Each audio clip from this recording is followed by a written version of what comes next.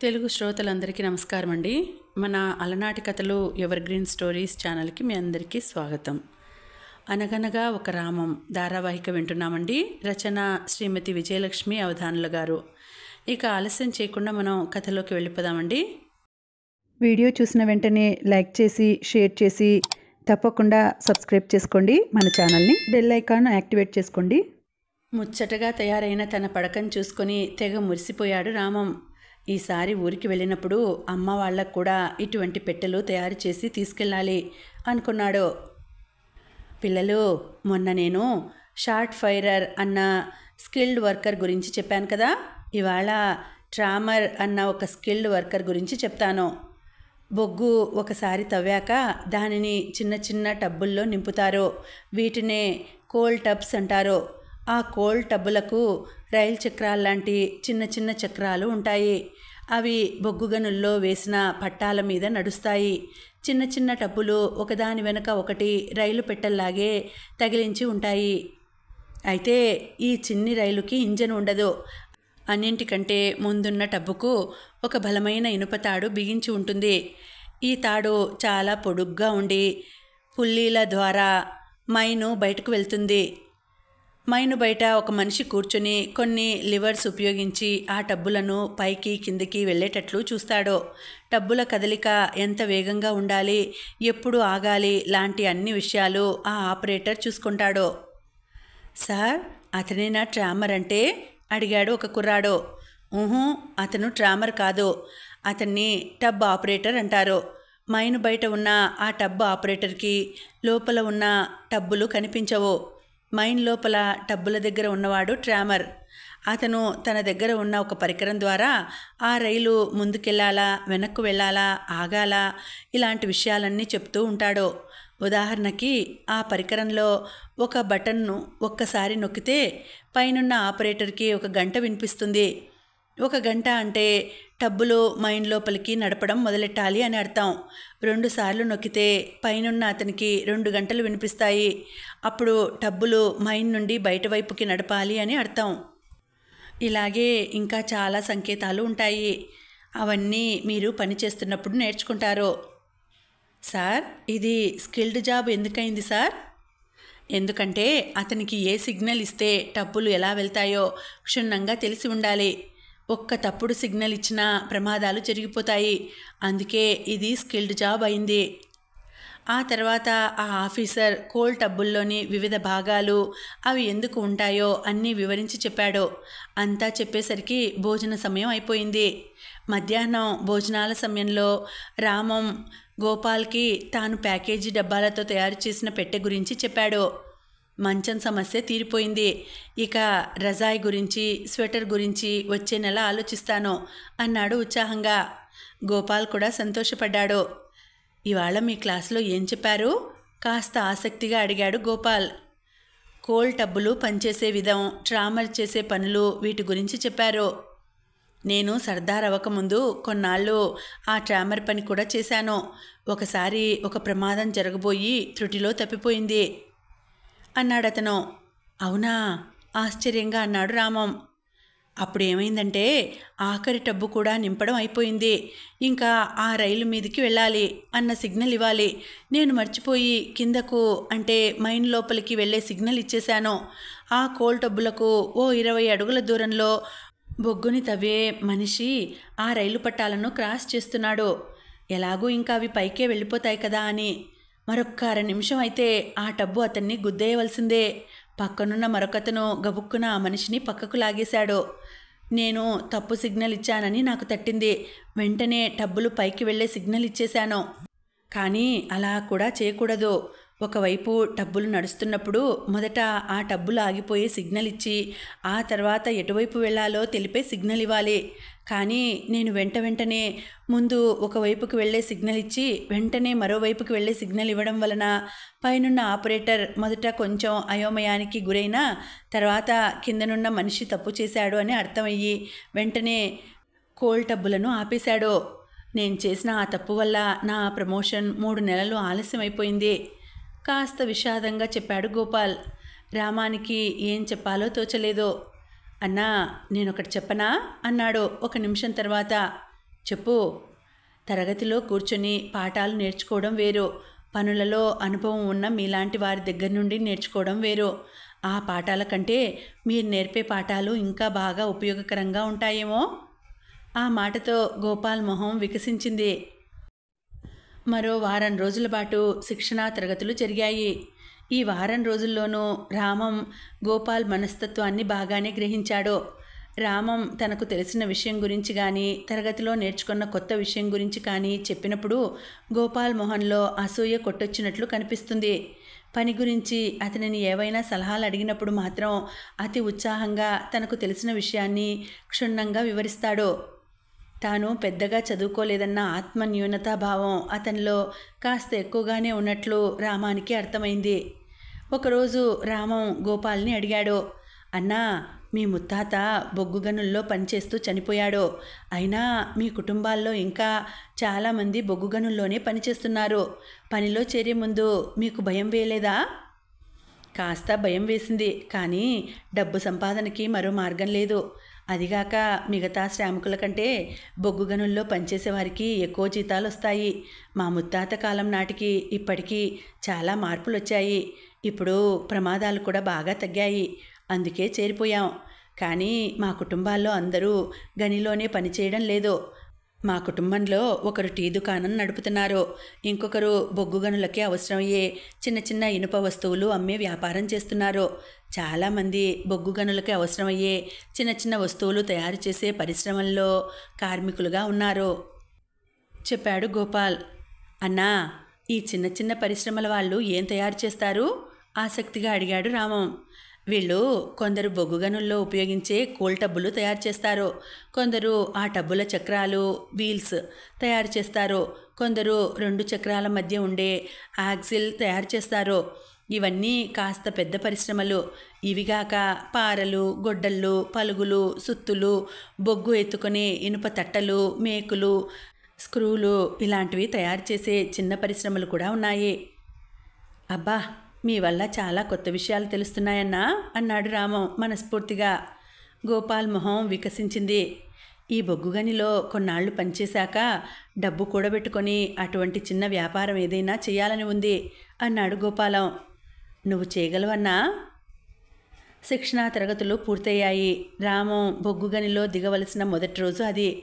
Mine వాళ్ళు ఇచ్చిన కాకి హాఫ్ ప్యాంటు, కాకి షర్టు వేసుకుని బయలుదేరాడు రామం.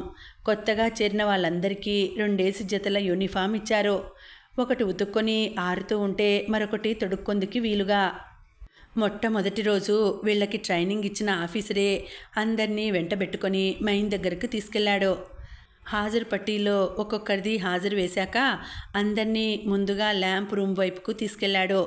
అక్కడ ల్యాంప్ రూమ్ ఇన్ఛార్జ్ ఒక్కొక్కరి పేరు రాసుకొని వారికి ఒక ల్యాంపుతో కూడిన హెల్మెట్ ముట్టినట్టుగా ఒక రిజిస్టర్లో సంతకం తీసుకున్నాడు. ముందు వైపు బ్యాటరీ లైట్ అమర్చి ఉన్న హెల్మెట్లు అందరికీ ఇచ్చారు.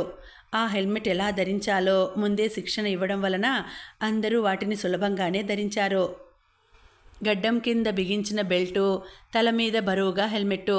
మొదట రామానికి తల బరువుగా, గాలి ఆడక ఉక్కపోతగా అనిపించింది. అందరూ మైన్ పిట్ హెడ్ అంటే బొగ్గుగని తాలూకు ద్వారం దగ్గరికి వెళ్ళారు.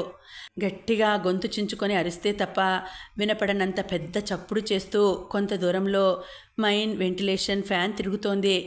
ఆ ఫ్యాన్ రెక్కలు ఒక్కొక్కటి దాదాపు 15 అడుగుల పొడవు ఉన్నాయి. రెక్కల మందం దాదాపు 1 అంగుళం ఉంది. విపరీతమైన వేగంతో తిరుగుతున్న ఆ పెద్ద ఫ్యాను బొగ్గు గనులలోకి గాలి పంపిస్తుంది.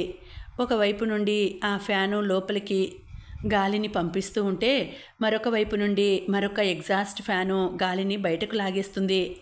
ఈ విధంగా బొగ్గు గనుల్లోకి నిరంతరం స్వచ్ఛమైన గాలి ప్రవహిస్తూ ఉంటుంది. పిట్ హెడ్ దగ్గర నిలువుగా దాదాపు 4 అంతస్తులంత లోతుగా మైన్ షాఫ్ట్ ఉంది. మైన్ షాఫ్ట్ అంటే నిలువుగా ఉన్న ఒక గొయ్యి. నిలువుగా ఉన్న ఆ గోతులోకి ఒక లిఫ్ట్ ద్వారా అందరూ కిందికి దిగారు. ఇక్కడి నుండి మన బొగ్గుగని మొదలైంది. ఇంకా ఇక్కడి నుండి బొగ్గుగని లోపల మనం చాలాసార్లు కిందికి మీదికి ఎక్కడం దిగడం చేస్తూ ఉండాలి. అంతా కాలినడకనే, అన్నాడు ఆఫీసర్. లిఫ్ట్లోంచి బయటకు అడుగుపెట్టిన రామం చుట్టూ చూశాడు. ఒక్కసారిగా అతని గుండె ఉద్వేగంతో నిండిపోయింది. ఇంకా ఇదే నా ప్రపంచం అనుకున్నాడు, కాస్త ఉద్వేగంగా, కాస్త బెంగగా. ఎదురుగా తాను వెళ్ళవలసిన టన్నెల్ కనపడుతోంది. నల్లటి చిక్కటి చీకట్లో అటు ఇటు కదులుతున్న దీపాలు కనపడుతున్నాయి. నేల నలుపు, గోడలు నలుపు, పైకప్పు నలుపు, పైనుంచి పడుతున్న వెలుగు ఎక్కడో కనపడనంత దూరంలో నలుపులో అంతమైంది ఆ టన్నెల్. పైన వెంటిలేషన్ ఫ్యాన్లోంచి జుమ్మన్న శబ్దంతో వస్తున్న గాలి వీపుకు తగులుతోంది. ఆ చీకటి, ఆ ఫ్యాను శబ్దం, కదులుతున్న దీపాలు, మనుషుల మాటలు, ప్రతిధ్వనిస్తున్న గోడలు అన్నీ కలిపి వింత అనుభూతిని కలిగించాయి రామానికి. ఇప్పుడు నేను ముందు నడుస్తూ ఉంటాను, మీరందరూ నా వెనకే నడవాలి. ఎవరెవరు ఎక్కడెక్కడ పని చేయాలో వాళ్ళను అక్కడ వదిలిపెట్టి అక్కడి మైనింగ్ సర్దార్కి అప్పచెప్తాను. మీరు ఏం పని చేయాలో అతను చెప్తాడు. షిఫ్ట్ సగం అయ్యాక భోజనాల సమయానికి ఒక సైరన్ మోగుతుంది. అప్పుడు అందరూ బొగ్గు గనిలోంచి బయటకు వచ్చి భోజనాల గదిలో మీరు తెచ్చుకున్న భోజనం తినొచ్చు. మొత్తం 2 గంటలు భోజన సమయం ఉంటుంది. భోజన సమయం అయిపోవడానికి 10 నిమిషాల ముందు మరొకసారి సైరన్ మోగుతుంది. అప్పుడు అందరూ మళ్ళా గనిలో దిగడానికి సిద్ధం కావాలి. సాయంత్రం షిఫ్ట్ అయిపోయాక మళ్ళా సైరన్ మోగుతుంది. అప్పుడు అందరూ బయటకు రావచ్చు. కానీ మీకు మళ్ళా చెప్తున్నాను, ఎట్టి పరిస్థితుల్లోనూ మీరు ఒంటరిగా బయటకు వెళ్ళడానికి మాత్రం ప్రయత్నించకూడదు. ఒకసారి ఈ బొగ్గు గనుల్లో దారి తప్పిపోతే మళ్ళా సరైన దారి దొరకడం చాలా కష్టం చెప్పాడు ఆఫీసర్. ఆఫీసర్ ముందు నడుస్తుండగా వెనక బ్యాచ్ మొత్తం కుర్రాళ్ళు నడవసాగారు. ఒక్కొక్క చోట ఒక్కరినో ఇద్దరినో వదిలిపెడుతూ ముందుకు సాగాడు ఆ ఆఫీసర్. ఒక 20 నిమిషాలు నడిచాక, రామశాస్త్రి, నువ్వు పని చేయవలసినది ఇక్కడే అంటూ ఆగిపోయాడు ఆఫీసర్. రామశాస్త్రి గుండె దడదడలాడింది. నమస్తే సార్ అంటూ ఆఫీసర్ ఎదురుగా వచ్చి నుదుటికి చెయ్యి ఆంచి సెల్యూట్ చేశాడు అక్కడి సర్దార్. నమస్తే గోపాల్, ఇతను రామశాస్త్రి, ఓవర్మ్యాన్ ట్రైనీ. 1 వారం రోజులు నీ దగ్గర పనిచేస్తాడు. మొదట ఇతనికి డ్రిల్లర్ పని ఇవ్వు అన్నాడు ఆఫీసర్. ఎదురుగా నిల్చున్న సర్దార్ను చూసి నిర్ఘాంతపోయాడు రామం. అతను మరెవరో కాదు, రోజు మధ్యాహ్నం తనతో పాటు మెస్సులో భోజనం చేసే గోపాలే. ఇతను నాకు తెలుసు సార్, నేను భోజనం చేసే మెస్సులోనే ఇతను భోజనం చేస్తాడు. కానీ ఇతన్ని నా దగ్గరే వేస్తున్నట్లు ఇప్పుడే తెలిసింది అన్నాడు గోపాల్ నవ్వుతూ. వెరీ గుడ్, మీరు మెద్రాసీలేనన్నమాట. అయితే పర్వాలేదు, నీకు పని నేర్పడం సులభం అయిపోతుంది. సరే, నువ్వు ఇతన్ని చూసుకో, నేను మిగిలిన వాళ్ళను వాళ్ళ స్థలాల దగ్గర వదిలిపెట్టి వస్తాను అంటూ మిగిలిన వారితో పాటు ముందుకు కదిలాడు ఆ ఆఫీసర్. మీ దగ్గరే మొదటిసారిగా పని నేర్చుకోవడం నాకు చాలా సంతోషంగా ఉందన్నా, సంతోషంగా అన్నాడు రామం. డ్రిల్లింగ్ పనికి ఒక ట్రైనీ ఇవాళ ఇక్కడ చేరబోతున్నాడని తెలుసు, కానీ నువ్వు అనుకోలేదు. గోపాల్ కూడా నవ్వుతూ అన్నాడు. రామం సంతోషంగా నవ్వాడు. పద, ఎక్కడ డ్రిల్లింగ్ చేయాలో చెప్తాను. డ్రిల్లింగ్ మిషన్ ఉపయోగించడం మీకు క్లాస్లో చెప్పారుగా. చెప్పారన్నా? సరే, ఇదిగో ఇక్కడ గోడల మీద నంబర్లు వేసి ఉన్నాయి కదా, నంబర్ పక్కనే ఉన్న చుక్క మీద డ్రిల్ బిట్ వచ్చేట్లు పెట్టి గోడకి కన్నం పెట్టాలి. కన్నం ఎంత లోతుగా పెట్టాలి, ఎంత వ్యాసార్థంతో పెట్టాలి, ఏ కోణంలో పెట్టాలి, అన్ని వివరాలు శుద్ధముక్కతో పక్కనే రాసి ఉన్నాయి చూడు. సాధారణంగా కన్నాలు గోడకి లంబకోణంలోనే పెట్టవలసి ఉంటుంది, కానీ చాలా అరుదుగా కోణం మారుస్తూ ఉంటారు చెప్పాడు గోపాల్. గోడ మీద ఈ వివరాలన్నీ షార్ట్ ఫైరర్ రాశాడా అన్నా? ఆసక్తిగా అడిగాడు గోపాల్. అవును, షార్ట్ ఫైరర్ రాశాడు కాస్త ముభావంగా అన్నాడు గోపాల్. గోపాల్ మొహం ఎందుకు హఠాత్తుగా అప్రసన్నంగా మారిపోయిందో రామానికి అర్థం కాలేదు. నేను ఏమైనా తప్పుగా అడిగానా అన్నా? కాస్త జంకుతూనే అడిగాడు. గోపాల్ రామానికి దగ్గరగా జరిగి గొంతు తగ్గించి అన్నాడు. బయట నువ్వు నన్ను అన్నా అని పిలిచినా పర్వాలేదు. సర్దార్ అంటే ఇక్కడున్న అందరు కార్మికులకి నాయకుడు. తమ నాయకుడిని అందరూ సాబ్ అని పిలుస్తారు. రామానికి అర్థమైపోయింది. సాబ్, నన్ను వెళ్ళి డ్రిల్లింగ్ మొదలెట్టమంటారా, లేక మొదటిసారి కదా పక్క నుండి చూస్తారా వినయంగా అడిగాడు. మొదటిసారి అందరికీ కాస్తంత మార్గదర్శకత్వం అవసరం ఉంటుంది. నువ్వు ఆ మిషన్ తీసుకొని పద, నేను వస్తున్నాను. రామం డ్రిల్లింగ్ మిషన్ తీసుకొని 1 అన్న సంఖ్య వేసి ఉన్న దగ్గరికి వెళ్ళాడు. గోపాల్ వచ్చేదాకా ఆగాలో తాను పని మొదలెట్టేయవచ్చునో అర్థం కాలేదు రామానికి. గోపాల్ ఇంకెవరికో ఏవో సూచనలు ఇస్తూ ఎంతకు దగ్గరకు వచ్చేటట్లు కనపడలేదు. సరే పని మొదలెడదాం అనుకుంటూ రామం 1వ సంఖ్య పక్కన ఉన్న గుండ్రటి చుక్క మీద డ్రిల్ బిట్ ఆనించి మిషన్ ఆన్ చేశాడు. ఆ చప్పుడుకి పరిగెత్తుకొని వచ్చాడు గోపాల్. నేను రాకుండానే నిన్నెవరు మొదలెట్టమన్నారు? కాసేపు ఆగొచ్చు కదా అరుస్తున్నట్లు అన్నాడు. రామం టక్కున మిషన్ ఆపేశాడు. ఇప్పుడు చెయ్యి. రామం మళ్ళా మొదలెట్టాడు. అలా కాదు, ఇలా పట్టుకోవాలి, లేకపోతే కన్నం లంబకోణంలో రాదు. రామం తాను మిషన్ పట్టుకున్న విధానాన్ని మార్చాడు. 15 గంటలో మొదటి డ్రిల్లింగ్ పూర్తయింది. నాకెందుకో ఇది లంబకోణంలో వచ్చినట్లు అనిపించడం లేదు. చూద్దాం ఉండు. ఒకవేళ లంబకోణంలో రాకపోతే దీని పక్కనే మరొక కన్నం చేయవలసి ఉంటుంది కాస్త అసహనంగా అన్నాడు గోపాల్.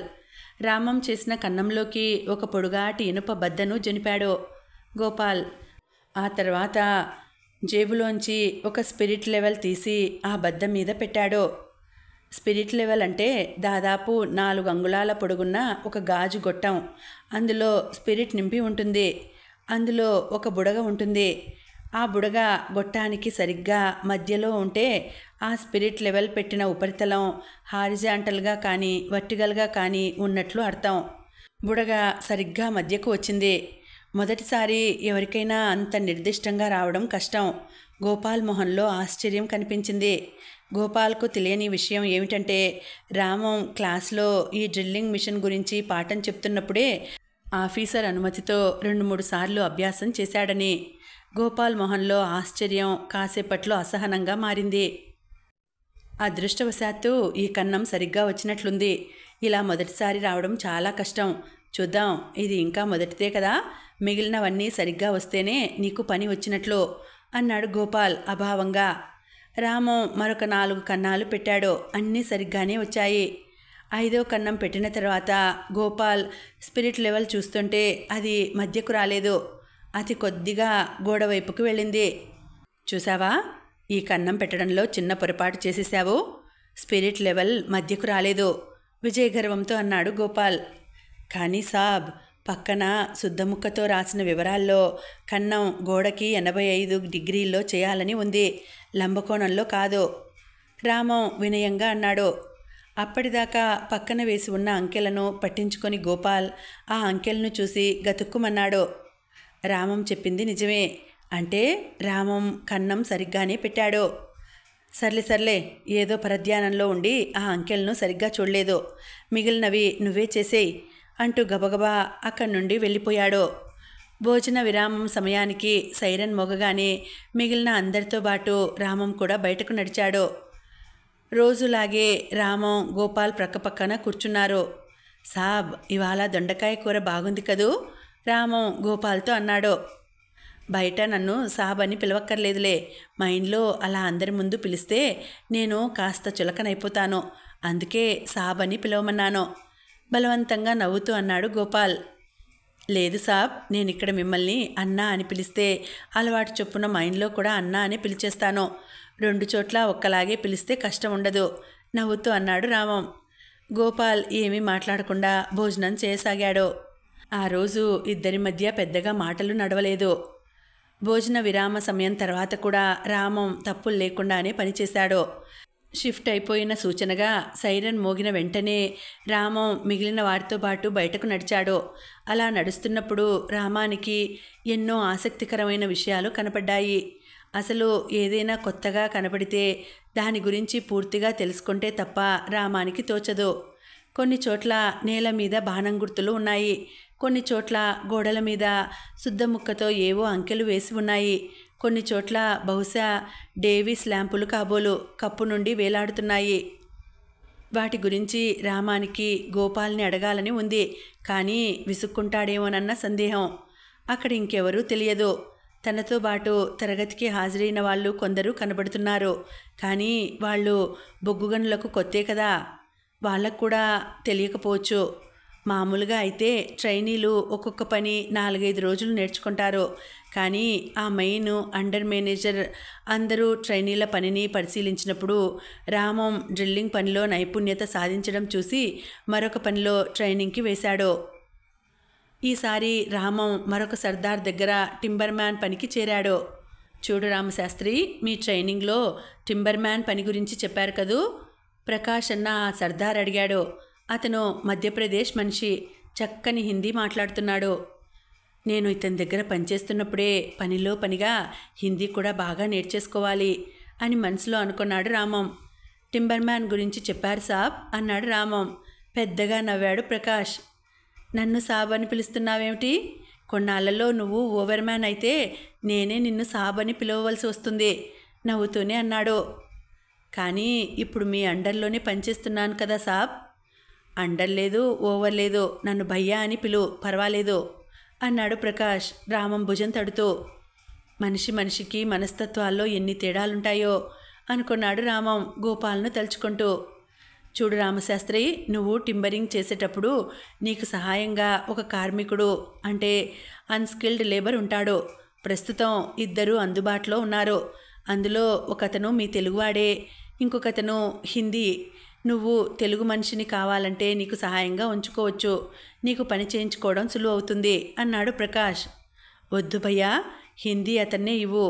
ఆ విధంగా నాకు హిందీ నేర్చుకోవడం త్వరగా వచ్చేస్తుంది అన్నాడు రామం. గుడ్, నువ్వు బుద్ధిమంతుడైన బాలుల్లా ఉన్నావు. సరే అలాగే కానీ అన్నాడు ప్రకాష్.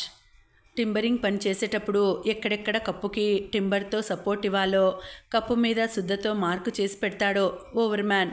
ఆ మార్కుకు ఆనుకొని ఉండేటట్లు కింది నుండి కర్రను నిలబెట్టాలి. కర్ర పొడుగు ఎక్కువైతే టింబర్ మ్యాన్ సహాయకుడు దానిని రంపంతో కోస్తాడు. కాస్తంత తక్కువైతే ఆ పైకప్పుకి నిలబెట్టిన కర్రకి మధ్య చిన్న చిన్న కర్రపేళ్లు పెట్టి ఆ కర్ర గట్టిగా నిలబడేటట్లు చేస్తారు. రామంకు సహాయకుడుగా వచ్చిన నాయక్ కాస్త వాగుడుకాయ. ఒకవైపు చకచకా పనిచేస్తూనే మరోవైపు రామంతో కబుర్లు పెట్టుకోసాగాడు. భాయ్ సాబ్, మీరు మొదట గోపాల్ సాబ్ దగ్గర పనిచేశారు కదూ అడిగాడు నాయక్. అవును, ఏం? అబ్బో, ఆయనకి కోపం మహా ఎక్కువ. ఆయన దగ్గర పనిచేయడానికి ఎవ్వరూ ఇష్టపడరు చెప్పాడు నాయక్. ఒక్కొక్కరి స్వభావం ఒక్కొక్కలా ఉంటుంది. కోపం ఎక్కువైనా మంచి మనిషిలాగే ఉన్నాడు. తాను నిలబెట్టిన కర్ర తిన్నగా ఉందో లేదో చూస్తూ అన్నాడు రామం. ఏమిటో సాబ్, మీరు అతని చేత చివాట్లు తినలేదంటే మీరు అదృష్టవంతులే. అంతేనేమో మరి, రామం నవ్వుతూ అన్నాడు. రామం ఆ విషయంలో అట్టే ఆసక్తి చూపించకపోవడంతో నాయక్ ఆ సంభాషణ అక్కడితో ఆపేసి మరో విషయం చెప్పడం మొదలుపెట్టాడు. ఆ రోజు సాయంత్రం షిఫ్ట్ అయిపోయే ముందు రామం ప్రకాష్ దగ్గరికి వెళ్ళాడు. భయ్యా, మిమ్మల్ని ఒకటి అడగాలి అన్నాడు. అడుగు. మనం మైన్ నుండి బయటకు వెళ్తున్నప్పుడు దారిలో చాలా ఆసక్తికరమైన దృశ్యాలు కనిపిస్తున్నాయి. నాకు ఆగి వాటిని చూడాలని ఉంది. కానీ అందరితో పాటు నడవకపోతే తప్పిపోతాను. ఏం చేయాలో సలహా ఇవ్వగలరా? ప్రకాష్ పెద్దగా నవ్వాడు. మైండ్లో ఆసక్తికరమైన దృశ్యాలు కనపడుతున్నాయన్న మనిషిని నిన్నే చూశాను. నీకంతగా చూడాలని ఉంటే క్యూలో మొదటే ఉండేటట్లు చూసుకో. నీకు అటువంటి దృశ్యం ఏదైనా కనపడితే మిగిలిన మనుషులందరూ నిన్ను దాటిపోయేదాకా చూసుకొని ఆఖరి మనిషి కూడా నిన్ను దాటిపోయాక వెంటనే ఆఖరి మనిషి వెనకాతలే వెళ్ళిపో. బహుశా నీకు 5-6 నిమిషాల సమయం దొరుకుతుంది. కానీ ఎట్టి పరిస్థితుల్లోనూ ఆఖరి మనిషి కంటే 20 అడుగుల కంటే ఎక్కువ దూరంలో ఉండకు అన్నాడు ప్రకాష్. అలాగే బాయ్ సాబ్, ఉత్సాహంగా అన్నాడు రామం. ఆ రోజు షిఫ్ట్ ముగిసిన సైరన్ వినపడగానే రామం బయటకు వచ్చేశాడు. బయటకు నడుస్తున్న మొదటి మనిషి వెనక చేరాడు. రామం వెనక ఇంకా చాలామంది ఉన్నారు. 4 రోజుల క్రితం చూసిన స్తంభం అంటే పిల్లర్ దగ్గరకు రాగానే ఆగిపోయి దాని మీద రాసి ఉన్నవి చదవసాగాడు. అలా చదువుతూనే తనను దాటి వెళ్ళిపోతున్న వారిని ఒక కంట గమనిస్తూ ఇంకా వెనక ఎన్ని లైట్లు ఉన్నాయో కూడా చూడసాగాడు. ఆఖరి లైటు కూడా తనను దాటి వెళ్ళిపోయాక ఇంకా వెనక ఏవీ లైట్లు కనపడనప్పుడు గబగబా ముందుకు కదిలి ముందు వారిని అందుకున్నాడు. ఆ స్తంభం మీద ఏం రాసి ఉందో అర్థం కాలేదు. రేపు మరొకసారి బాగా చూడాలి అనుకున్నాడు. ఆ రోజు రాత్రి కొత్తగా తయారు చేసుకున్న పడక మీద ఒళ్ళెరక్కుండా నిద్రపట్టింది రామానికి. నిన్నటి రోజున తల క్రింద పుస్తకం పెట్టుకొని పడుకున్నాడు. పొద్దున్న లేచేసరికి పుస్తకం గట్టిదనం వల్ల మెడంతా నొప్పి పెట్టింది. అందువల్ల ఆ రాత్రి తాను తెచ్చుకున్న ఒక బట్ట సంచిలో రోజు ఇంట్లో ఉన్నప్పుడు కట్టుకునే బట్టలు పెట్టి అవి బయటకు వచ్చేయకుండా 2 పిన్నులు పెట్టి అది తల కింద పెట్టుకుని పడుకున్నాడు. తల క్రింద మెత్తగా ఉండడంతో అతి త్వరగానే గాఢ నిద్రలోకి జారుకున్నాడు. త్వరగా నిద్ర పట్టడంతో బాగా తెల్లవారుజామునే తెలివి వచ్చేసింది. నిద్ర లేవగానే రామానికి వచ్చిన మొదటి ఆలోచన గోపాల్ మనస్తత్వం ఎందుకలా తయారైంది అని. బహుశా జీవితంలో ఏదో దెబ్బతిని ఉంటాడో, ఎవరో మోసం చేసి ఉంటారో, అందుకే ఆ కసి అని కూడా అనుకున్నాడు. తనను మాటల్లో పెట్టి అడిగితే బాగుంటుందా అని ఆలోచించాడు. చూద్దాం, ఎప్పుడో అప్పుడు తానే చెప్తాడేమో అనుకున్నాడు. ఆ రోజు మధ్యాహ్నం భోజనాల దగ్గర గోపాల్ రామాన్ని అడిగాడు, ప్రకాష్ దగ్గర పని ఎలా ఉంది? బాగానే ఉందన్నా. చూడు, పెద్దవాడిగా నేను ఒక మాట చెప్తున్నాను. నువ్వు అతన్ని అట్టే రాసుకు పుసుకు తిరక్కో. అతను నవ్వుతూ మాట్లాడతాడు, కానీ మహా గడుసు. రామానికి ఏం మాట్లాడాలో తెలియలేదు. చిన్న నవ్వు నవ్వి ఊరుకున్నాడు. మర్నాడు మధ్యాహ్నం రామం మెస్సుకు వెళ్ళేసరికి గోపాల్ అక్కడ కనపడలేదు. ప్రతిరోజు దాదాపు తనతో బాటే వచ్చి తన పక్కనే కూర్చొని భోజనం చేసే గోపాల్ ఆ రోజు ఎంతసేపు అయినా రాలేదు. ఈరోజు ఇతను ఎందుకు రాలేదు చెప్పమా అనుకుంటూ అన్యమనస్కంగానే భోజనం ముగించాడు రామం. బహుశా మైండ్లో ఏదో పని తగిలిందేమో, అందుకే ఉండిపోయాడేమో అనుకున్నాడు. ఆ రోజు సాయంత్రం భోజనానికి వెళ్ళినప్పుడు గోపాలం కనబడలేదు.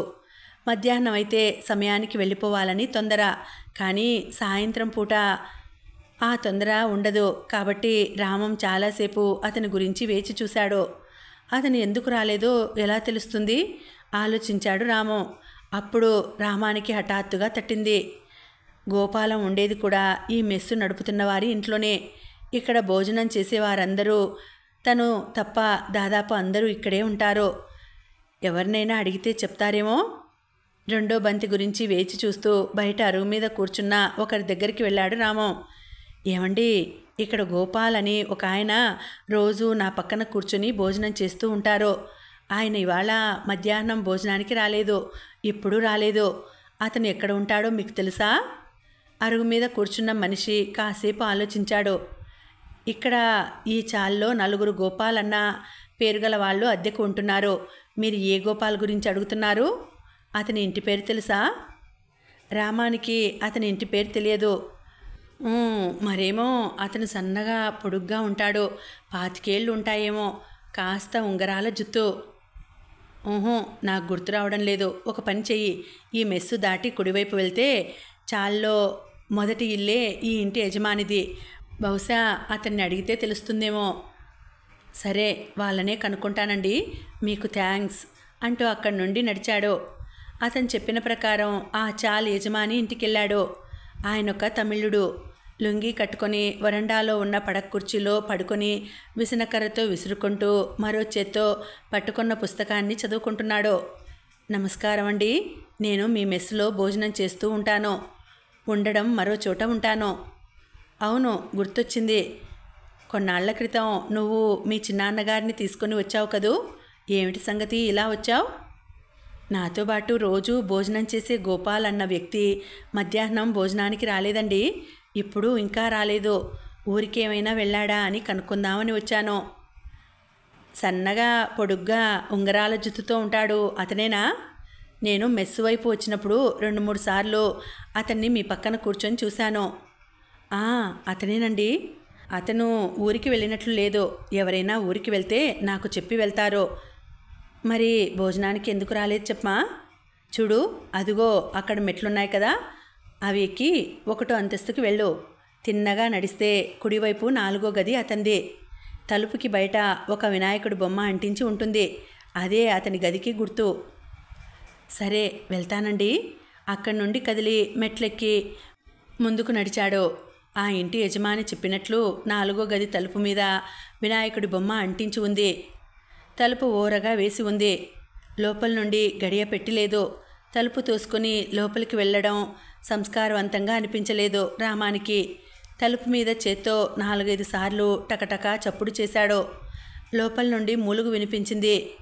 ఎవరు అంటూ బలహీనంగా గొంతు వినిపించింది. అది గోపాల్ గొంతే, కానీ చాలా బలహీనంగా ఉంది. నేను రామశాస్త్రిని, లోపలికి రావచ్చా? కాస్త గొంతు పెద్దచ్చేసి అడిగాడు రామం. రావచ్చు, మళ్ళా బలహీనంగా వినిపించింది గొంతు. రామం తలుపు తోసుకొని లోపలికి వెళ్ళాడు. ఉన్న ఒక్క కిటికీ తలుపు వేసేసి ఉండడంతో లోపలంతా చీకటి చీకటిగా ఉంది. కళ్ళు చీకటికి అలవాటు పడ్డాక రామానికి మంచం మీద పడుకొని ఉన్న గోపాల్ కనిపించాడు. ఏమైందన్నా, ఇలా పడుకొని ఉన్నావేమిటి? ఒంట్లో బాగాలేదా? గబగబా మంచం దగ్గరికి నడిచి అడిగాడు రామం. నిన్న అర్ధరాత్రి నుండి హఠాత్తుగా వణుకుతో చలి మొదలయ్యి జ్వరం వచ్చింది.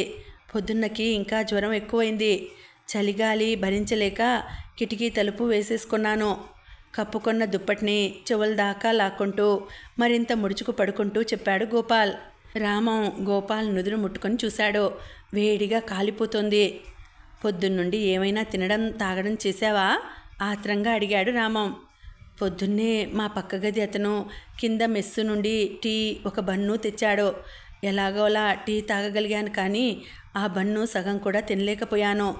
మధ్యాహ్నం అసలెవరూ పైకి గదిలోకి రారు కదా. భోజనం చేసి అటు నుండి అటే గనిలోకి వెళ్ళిపోతారు. పొద్దున్న మిగిలిన బన్నే కాసింత తిన్నాను. మధ్య మధ్యలో మూలుగుతూ నీరసంగా చెప్పాడు గోపాల్. అయ్యో, నాకు తెలిస్తే నేనేమైనా తెచ్చేవాడిని కదా, నొచ్చుకుంటూ అన్నాడు రామం. నీకు మాత్రం పనికి సమయం అయిపోదు, నీరసంగా నవ్వుతూ అన్నాడు గోపాల్. అన్నా, ఈ లక్షణాలు చూస్తుంటే మలేరియా ఏమో అనిపిస్తోంది. నేను వెళ్ళి నీకు వేడివేడి టీ తెస్తాను. బహుశా మళ్ళా బన్ను తినలేవేమో. వీధి చివర ఉన్న కొట్టు నుండి చిన్న బిస్కెట్ ప్యాకెట్ తీసుకురానా? అసలు ఈ దగ్గరలో ఎవరైనా డాక్టర్ ఉన్నాడా? డాక్టరు ఎక్కడో ఊర్లో ఉన్నాడో. ఈ బొగ్గు గనుల దగ్గర ఎవరూ లేరు. ఎవరికైనా ఒంట్లో బాగోలేకపోతే ఊర్లోకి వెళ్ళడమే. 2 వీధుల అవతల ఊర్లో ఒక డాక్టర్ దగ్గర పనిచేసే కాంపౌండర్ ఇల్లు ఉంది. ఊర్లోకి వెళ్ళడానికి ఓపిక లేని వాళ్ళు అతని ఇంటికి వెళ్తూ ఉంటారు. అయితే పదన్నా, అతని దగ్గరికి వెళ్దాం. వస్తూ వస్తూ మన మెస్సులోనే టీ పెట్టించుకొని తాగుదు గాని. ఒంట్లో బాగోలేదంటే ఆ మాత్రం టీ పెట్టి ఇవ్వరా అన్నాడు రామం. రామశాస్త్రి, నాకు టీ తాగాలని లేదు. వేడివేడిగా చారు అన్నం తినాలని ఉంది ఆశగా చూస్తూ అన్నాడు గోపాల్. రామం ఆలోచనలో పడ్డాడు. జ్వరం ఉన్నప్పుడు తమ ఇంట్లో అయితే ఎప్పుడూ అన్నం పెట్టరు. అన్నం అరుగుతుందో లేదో. అన్నా, ఇటువంటి సమయంలో అన్నం మంచిది కాదేమో సందేహంగా అన్నాడు రామం. మరేం పర్వాలేదు, మా ఇళ్లల్లో జ్వరం వచ్చినా సరే హాయిగా అన్నం తినేస్తాం, అన్నీ అరుగుతాయి నీరసంగా నవ్వుతూ అన్నాడు గోపాల్. సరే అయితే నీకు చారు అన్నం తీసుకొస్తాను, కానీ కలిపిన అన్నం ఎలా తీసుకురావాలి? వాళ్ళు విస్తరాకులో వడ్డిస్తారు కదా. నా దగ్గర చిన్న కంచు గిన్నె ఉంది, అదిగో చూడు, ఆ కిటికీలో బోర్లించి ఉంది. అన్నం కలిపి అందులో తీసుకురా. అన్నట్లు ముందు నువ్వు అన్నం తిన్న తర్వాతనే నాకు కలిపి తీసుకురా. బహుశా ఆఖరి బంతి భోజనాలు పెడతారేమో. ఇప్పుడు తినకపోతే నీకు తినడం అవ్వదు. సరే అన్నా, అలాగే అంటూ కిటికీ మీద బోర్లించిన కంచు గిన్నెను తీసుకొని కిందికి నడిచాడు. మెట్లు దిగుతున్నప్పుడు గోపాల్ అన్న మా ఇళ్లల్లో అన్న మాట గుర్తొచ్చింది. మా ఇళ్లల్లో అని గోపాల్ ఎందుకన్నాడు చెప్పమా అనుకున్నాడు రామం. రామం తనకు పెట్టిన అన్నంలో కొంత పక్కకు తీసి చేతితో మెత్తగా మెదిపి గుజ్జులా చేశాడు. ఆ తర్వాత అందులో చారు కలిపి గోపాల్ ఇచ్చిన గిన్నెలోకి ఆ చారు అన్నం తీసి తర్వాత తన భోజనం ముగించాడు. ఆ అన్నం గిన్నెను గోపాల్ గదిలోకి తీసుకెళ్ళి అతని మంచం మీద ఒక పాత కాగితం పరిచి ఆ గిన్నె దాని మీద పెట్టాడు. గోపాల్ మెల్లగా లేచి మంచం మీదే కూర్చొని ఆ అన్నాన్ని ఇష్టంగా తిన్నాడు. అన్నా, ఇప్పుడే నువ్వు పడుకోకూడదు. నువ్వు చెప్పిన కాంపౌండర్ ఇప్పుడు ఉంటాడా? ఉంటే ఇప్పుడే వెళ్దాం. అన్నం తిన్నాక 4 అడుగులు నడిస్తే మంచిది. నడవగలవా? ఆ కాంపౌండర్ ఇప్పుడు ఇంట్లోనే ఉంటాడు. పగలల్లా ఊర్లో పనిలోకి వెళ్తాడు కదా, సాయంత్రం నుండి ఇంట్లోనే ఉంటాడు. అయితే వెళ్దాం పదా అంటూ గోపాల్ చెయ్యి పట్టి లేవదీసి అతను అంతవరకు కప్పుకొన్న దుప్పటిని భుజాల చుట్టూ కప్పి బయటకు నడిపించాడు. కాంపౌండర్ ఏవో మాత్రలను పొడి చేసి 4 పొట్లాలు కట్టి రోజుకు 3 సార్లు వేసుకోమని ఇచ్చాడు. అవి ఏపీసీ మాత్రలని గ్రహించాడు రామం. ఒకప్పుడు జ్వరానికి ఒళ్ళు నొప్పులకు ఇచ్చే మాత్రలు అవి. ఇలా పొడి చేయకుండా పూర్తి మాత్రలు ఇస్తే ఇంకా వేసుకొందుకి సులభంగా ఉండేది కదా. బహుశా పూర్తి మాత్రలు ఇస్తే మాత్రల పేరు అవతల వారికి తెలిసిపోతుందని కాబోలు అనుకుంటూ నవ్వుకున్నాడు రామం. ఆ కాంపౌండర్ దగ్గరే గోపాల్కి మొదటి డోసు వేయించాడు రామం. ఇద్దరూ ఇంటికి నడిచి వచ్చారు. అన్నా, రేపొద్దున్న నేను ఇడ్లీ తినడానికి ఇక్కడ మెస్సుకి వస్తాను కదా, నీకు కూడా 2 పొట్లం కట్టి తెమ్మంటావా, లేక టీ బన్ను తీసుకుంటావా అడిగాడు రామం. ఇడ్లీలే తీసుకురా. రామం గోపాల్ గురించి ఆలోచిస్తూ తన గదికి నడిచాడు. ఒకవేళ ఈ జ్వరం మలేరియా అయితే ఈ ఏపీసీ మాత్రలు లాభం లేదు. ఊర్లో ఉన్న డాక్టర్ దగ్గరికి తీసుకెళ్ళాలి. కానీ ఎలా తీసుకెళ్ళాలి? జట్కాలోనా ఆలోచిస్తూ గదికి చేరాడు. మర్నాడు పొద్దున్నే టిఫిన్ సమయానికి రోజు కంటే అరగంట ముందు వచ్చి తాను తిని గోపాల్కి 2 ఇడ్లీలు పొట్లం కట్టించి తీసుకెళ్లాడు. గోపాల్ టిఫిన్ తిన్నాక మరో డోసు మందు వేయించాడు. ఆ రోజు మధ్యాహ్నం సాయంత్రం కూడా చారు అన్నం తిని మందులు వేసుకునేసరికి 3వ రోజు పొద్దున్నకి జ్వరం తగ్గింది. ఆ రోజు ఆదివారం. ఇంకా జ్వరం తగ్గింది కదా, రేపు సోమవారం నుండి గనిలోకి వెళ్ళిపోతాను అన్నాడు గోపాల్. మరొక 2 రోజులు సెలవు పెట్టకూడదా అన్నా? ఇంకా నీరసంగా ఉన్నావు అన్నాడు రామం. అమ్మో, ఇంకా 2 రోజులా? నయమే, ఇప్పటికే 2 రోజుల సెలవు పోయింది. సెలవులన్నీ నేను మా ఊరు వెళ్ళడానికి దాచుకుంటూ ఉంటాను. ఇవాళంతా ఎలాగూ విశ్రాంతి కదా, రేపటికి శుభ్రంగా అయిపోతాను నవ్వుతూ అన్నాడు గోపాల్. ఆ రోజు సెలవు అని రామం తాను సర్దార్ పరీక్షకు చదువుదామని ప్రకాష్ను అడిగి తెచ్చుకున్న పుస్తకం పట్టుకొని గోపాల్ గదికి వచ్చేశాడు. అన్నా, ఇవాళ సెలవు కదా, నేను స్నానం కూడా చేసి వచ్చేశాను. ఇవాళంతా నీ గదిలోనే ఉంటాను. నీకు పర్వాలేదా రామం అడిగాడు. అయ్యో, నాకు అభ్యంతరం ఎందుకుంటుంది? ఎలాగూ బయటకు వెళ్ళలేను. నువ్వు ఉంటే నీతో కబుర్లు చెప్పుకోవచ్చు. అయినా నువ్వు ఏదో పుస్తకం తెచ్చుకున్నట్లున్నావు, చదువుకోవాలేమో. నువ్వు నిద్రపోతున్నప్పుడు చదువుకుంటాలే అన్నా, మిగిలిన సమయంలో ఇద్దరం కబుర్లు చెప్పుకుందాం. అంతకంటేనా సంభ్రమంగా అన్నాడు గోపాల్. నేను కాసేపు చిన్న కొనుకు తీస్తాను. ఇప్పుడు చలి తగ్గిందిలే, ఆ కిటికీ తెరవచ్చు. నువ్వు చదువుకోవాలేమో. కిటికీ మూసి ఉంటే నీకు అక్షరాలు సరిగ్గా కనపడవు. రామం కిటికీ తలుపు తెరిచాడు. చక్కని చిరుయండ లోపలికి వచ్చింది. గోపాల్ మంచం మీద పడుకొని ఉండగా రామం గదిలోనే ఒక మూల చుట్టపెట్టి ఉన్న చాప తెచ్చి పరుచుకొని చదువుకోవడం మొదలెట్టాడు. ఒక 5 నిమిషాల్లోనే తాను ఇంకొకరి గదిలో ఉన్నానన్న విషయం కూడా మర్చిపోయేటంతగా పుస్తకంలో లీనమైపోయాడు. అక్కడక్కడ తనకు అర్థం కాని చోట్ల తాను తెచ్చుకున్న పెన్సిల్తో గుర్తులు పెట్టుకున్నాడు. సరిగ్గా 1 గంట అయ్యేసరికి గోపాల్ లేచాడు. అబ్బా, టిఫిన్ తిని 1 గంట పడుకునేసరికి ఎంత హాయిగా ఉందో.